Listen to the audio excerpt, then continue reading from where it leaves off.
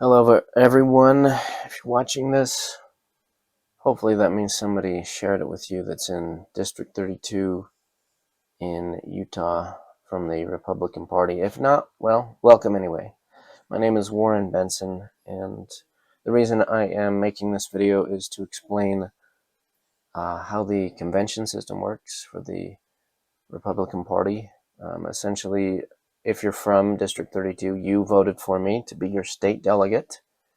And my job was to go there at convention, April 27th, and really narrow down which candidate would represent the Republican Party in November for the Senate, for the House, um, and who would represent the Republican Party for the governor spot, and our own state seat, and uh, Utah, I think, Attorney General as well, because Reyes isn't running for re-election.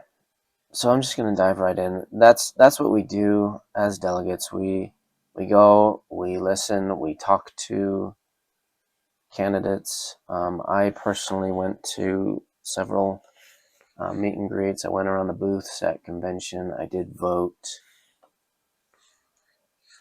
and I rode tracks to get there because it cost $5. But anyway, I'm going to share with you the results of the convention, and the reason why there are two candidates in some spots other than one is because they did not get the sufficient number of votes at convention, which means they'll both be on the primary, and you're going to vote for them June 25th.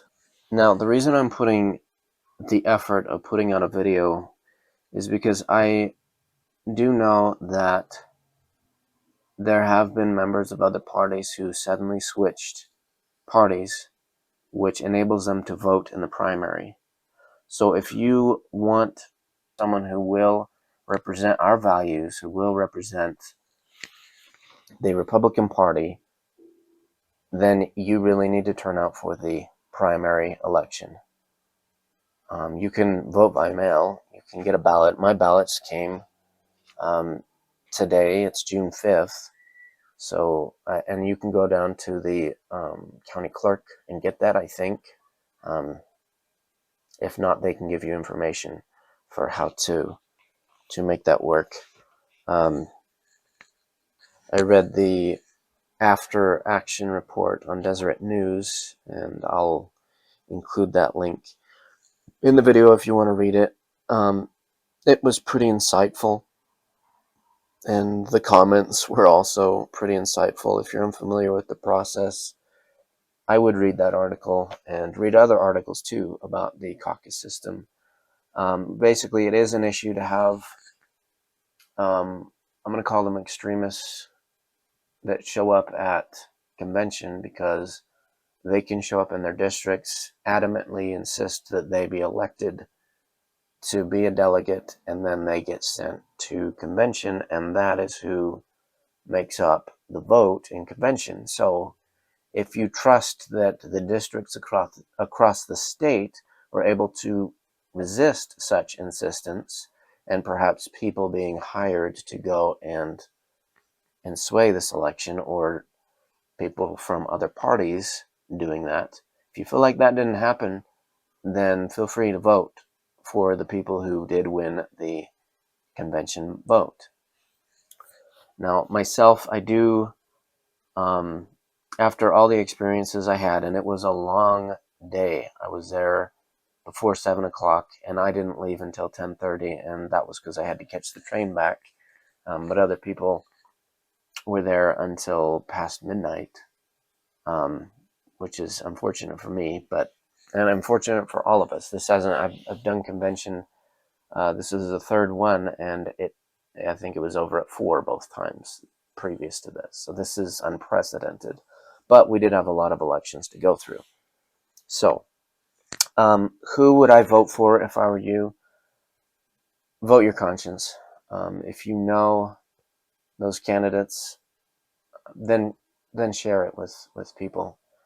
Myself, I am going to vote for John Curtis because he was our Congressional District 3 representative, and he has been that for a few years now.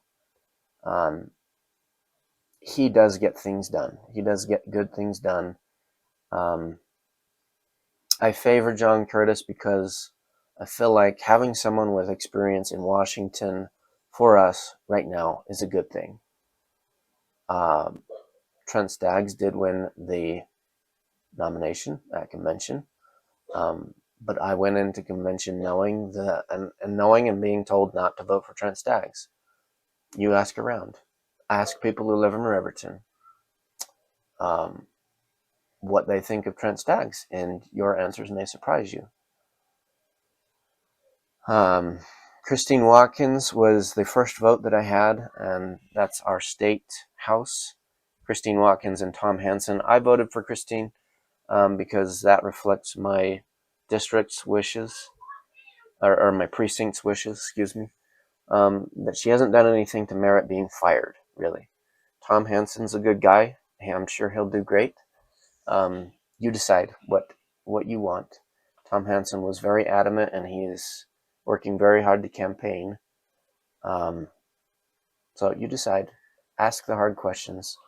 What is he going to do? He is for, Tom Hansen is for smaller government, and he claims that Christine is not for small government.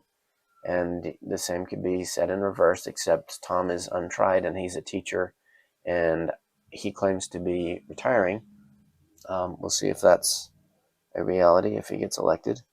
You're going to see Spencer Cox on the ballot. You're going to see Phil Lyman on the ballot. I really did hear good things about Phil Lyman, and Governor Cox did come and speak to us, and he was being booed, and he responded in kind with rudeness. The thing I remember him saying is, "I guess you hate me so much because I don't hate enough." I don't really understand that. I don't follow him too closely. But I do like Phil Lyman. I would encourage you to vote for him. Mike Kennedy, I heard a lot of good things about him for Congress. Anyway, as far as Attorney General, I heard good things about Frank Mylar. I didn't hear much about Rachel Terry, so if you prefer Rachel Terry, vote for her. I don't know too much about her. I personally talked to Tina Cannon for Utah State Auditor. I really liked her. She seemed to know what the position entails. However, Casey Hopes did explain that Ricky Hatch was really good to work with as far as commissioners go. So I'm honestly split on that. I voted for Tina because I talked to her, and she seems like, I mean, both of them will probably do a great job at Utah State Auditor. Good luck.